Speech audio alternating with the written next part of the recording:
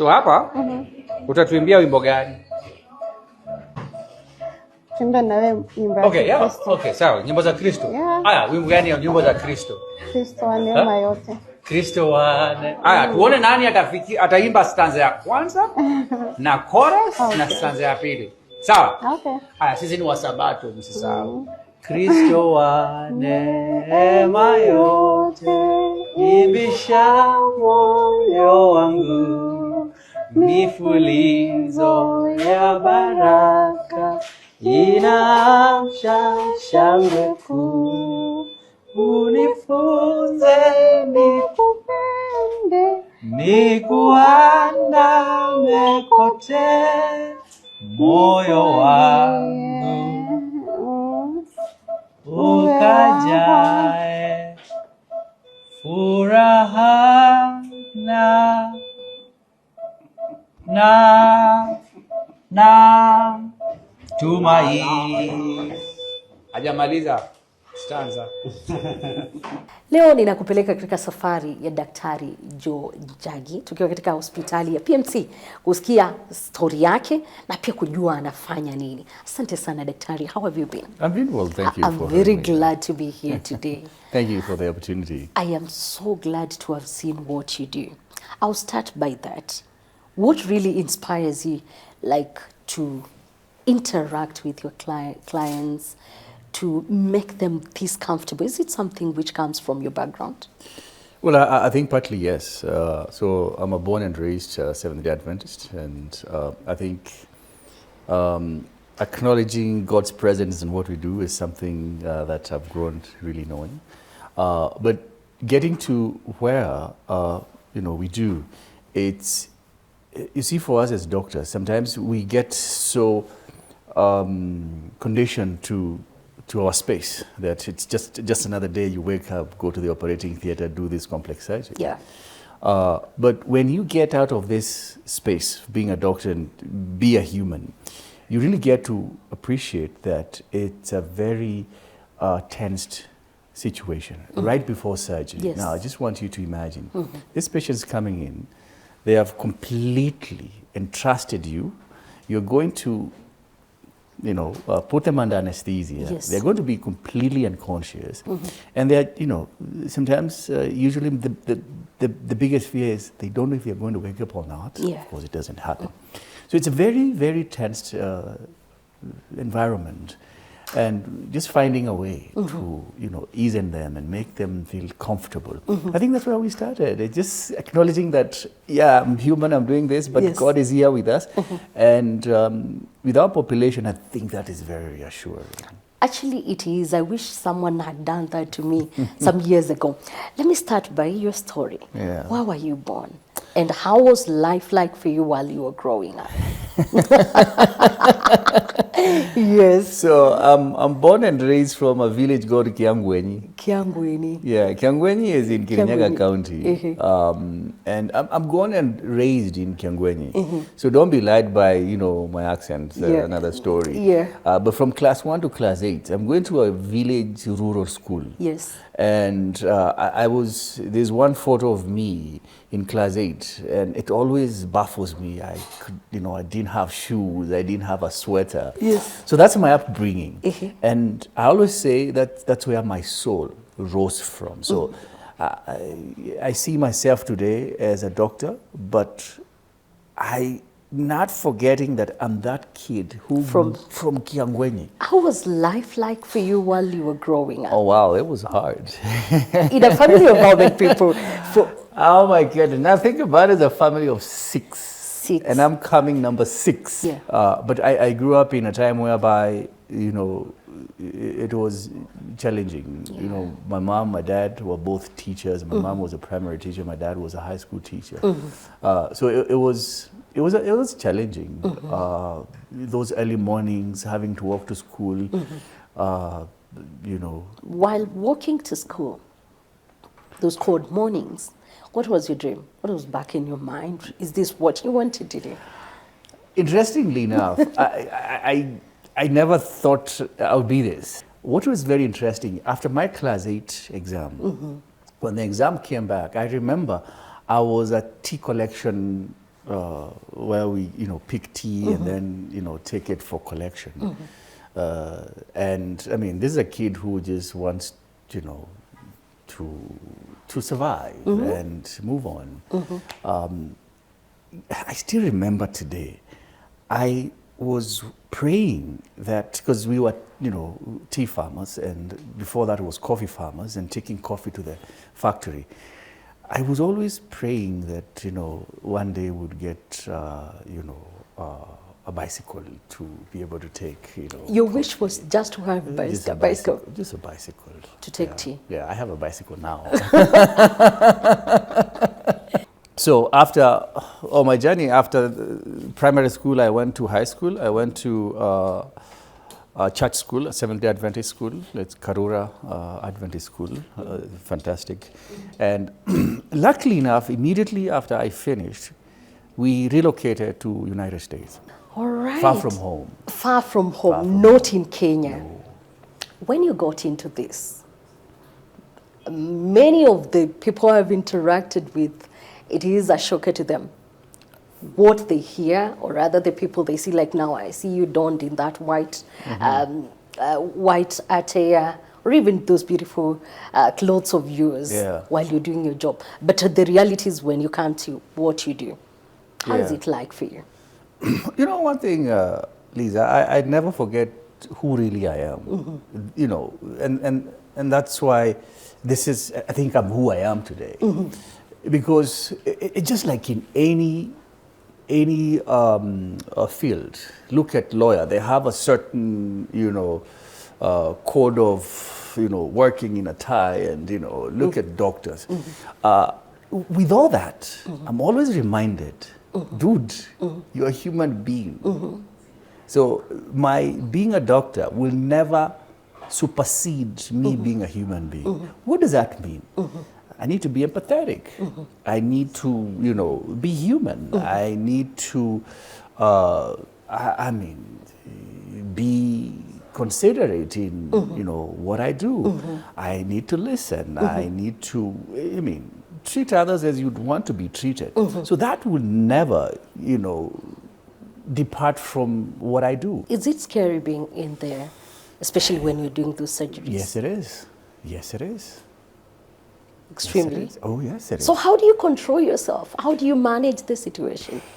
So again, it's just how you start it. Again, you just realize God is here. That's for me, that is very important. That I know in the middle of what is going on, the grace of God is here. So I have to recognize that. And then it's always you start. Today's not going to be another bad day. So you have to, be prepared for the worst case scenario. Does it happen? Yeah, sometimes it will happen. What will you do? You just need to be prepared. And it's always going to be, this patient will go home. She will go back to her family. She'll go back to her kids. She will leave this place. And anything that you do, that should be your goal. She's going home. What is the most challenging surgery you've ever had? I would really say what I've dedicated my life to, endometriosis. By far, the most complex surgeries in gynecology. Some will say cancer surgeries are challenging, but try endometriosis. It's the most challenging. How does it look like? So imagine this. Our body are built in a certain way. There's anatomy. So you find this organ is here, and there's space between this organ and the next organ, and that space really gives you boundaries. So if my interest, let's say for example for me as a gynecologist, the uterus, I know to the left or to the right is going to be organs like ureters, the tubes that carry urine from the kidney to the bladder. I know below the uterus is going to be the rectum. Now, endometriosis. Endometriosis acts like cancer. It's not really cancer, but that's what it does. It's just going to infiltrate or invade these tissues. So all these planes or these spaces are completely obliterated. So you're trying to get space in a place where there's no space. It's very delicate because there are vital structures that are running in these spaces. There are blood vessels, there are nerves, you know, and injury to these nerves and these structures could lead to, you know, morbidity. So it's trying to make a way where there's absolutely no way. And this disease, you know, it's aggressive. Let's talk about endometriosis. It's something which I got to hear the first time with the late Njagi Koikon. May she rest in peace. She rest in peace. Is it huge? Is it rampant in Kenya? Is it well understood in this country? Endometriosis is huge. And I feel that it's been ignored. We have literally ignored endometriosis. As a community, as healthcare providers, we have. I still don't find any justification why, when I was training, there was not a single lecture on endometriosis. Yet it affects 1 out of 10. So let's put numbers. Let's put numbers, Liz. The population of Kenya now is about 60 million, we say. 50% give it women. So that's 25 million, all right? So do 10% of 25 million. 2.5. 2.5. 2.5 women in the Republic of Kenya are likely to suffer from endometriosis. All right, I want you to do research and find how many endometriosis specialists are there. I'm not going to drop a number. The symptoms are very classical. Painful period. But most important thing is we need to empower women. Women need to be empowered. You go back in history, there's a name that we gave painful period, and I feel sad. I used this when I was a medical intern. Hysteria. Do you know where hysteria comes from? Hysteria is actually coming from hyst. Hyst is the uterus. So a woman who is acting in pain and around their menses, because they have hysteria. So this is a condition that only women suffered. Men don't suffer from hysteria.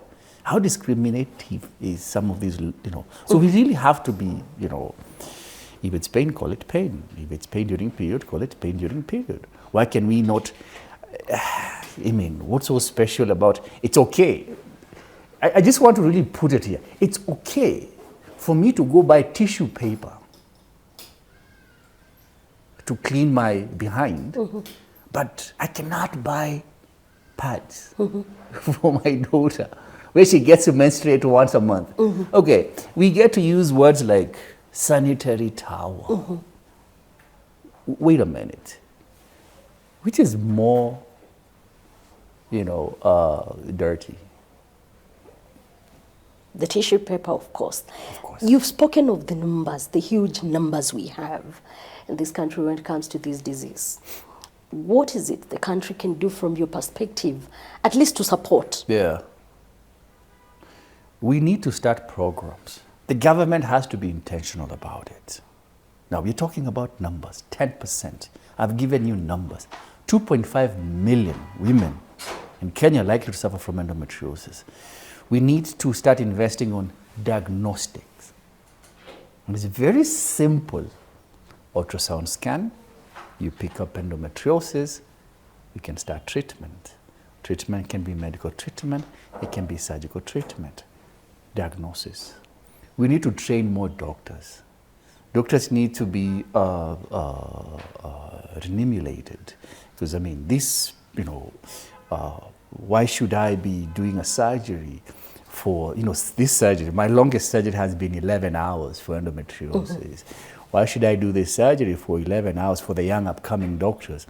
And somebody who does a cesarean section, which is about 35 minutes to 1 hour. How does your day look like, doctor? Take me through your day. I'll say right now is horrible, because we're getting patients from all over. Let me give yesterday, I think we spoke yesterday. My day started, I woke up at 5 o'clock in the morning. I had a virtual consultation from 7 to 8. There are patients who, from outside the country. We started the clinic at 8. We finished at midnight. How many surgeries can you conduct a day? So yesterday was clinic. So don't forget, I have 2 doctors who are assisting me, but we see these patients and we have to do scans and we have to have their plan of management, and patients come from all over. That's a problem. So that's my clinic day. My surgery day, like Monday, I have 7 surgeries. 7? 7 surgeries. How long does it take for one surgery? So surgery can take anywhere from, on average, from 30 minutes to 3 hours. 30 minutes to 3 hours. So a short surgery. So we balance, so short and longer surgery. The other bit of this, I would like to hear it from theatre. Yes, I would like to hear it from there. Just you taking me through how you do this, and I would be glad to see that, doctor, if you don't mind. No problem, we'll show you. I think theatre is my heaven. My most favorite place is the operating theatre. See you in the other side, and I'll say it might not be the best experience for me because I've never been to theatre when I'm this way. But then every day is a precious thing for you because it's life. And I get to say each and every day we get to hear these stories. We're inspired, not just for us, but for generation. Doctor, you're doing a good job. Thank you so much. much. Keep it up. We'll keep clapping for you as you do this and as you continue to save lives.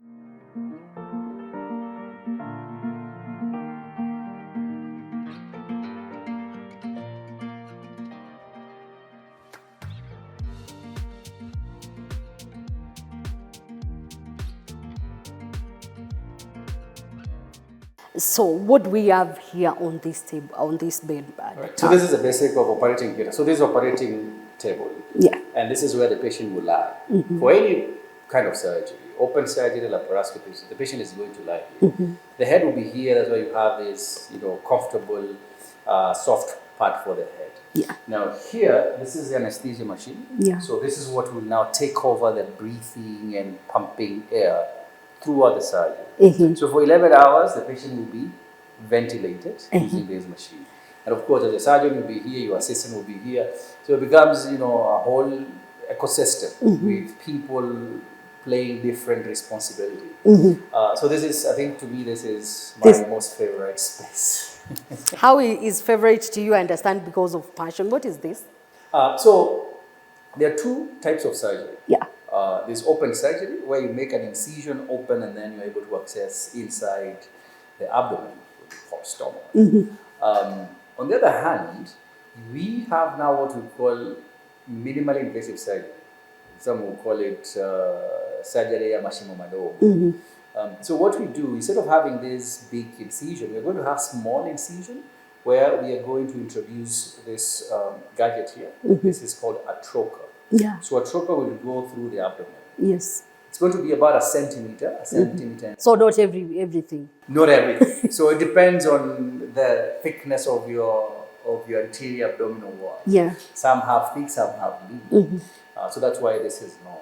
So this is going to just help us to introduce instrument, or in that case, the camera. So this is now the camera for laparoscopy. So you have the telescope, you have the light coming in because they need to illuminate inside the abdomen. And now, assuming this is inside the abdomen, the camera now is going to get introduced.